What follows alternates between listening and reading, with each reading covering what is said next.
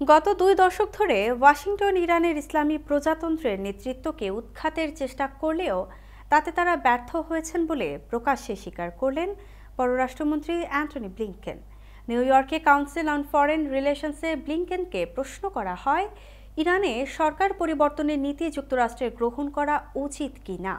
জবাবে ব্লিংকেন বলেন, গত 20 বছরের দিকে তাকালে দেখা যাবে ইরানের সরকার পরিবর্তনের ক্ষেত্রে যুক্তরাষ্ট্রের পরীক্ষা নিরীক্ষাগুলো মোটেও ভালো সাফল্য পায়নি।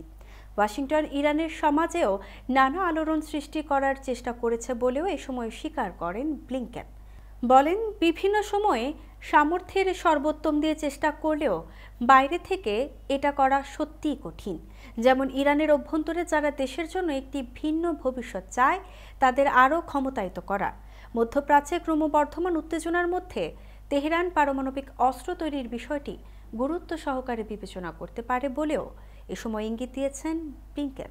তিনি বলেন, নতুন প্রেসিডেন্ট ডোনাল্ড ট্রাম্পের প্রশাসনকে পারমাণবিক বোমা বানানো থেকে বিরত রাখতে তেহরানের সঙ্গে অবশ্যই আলোচনা করতে হবে।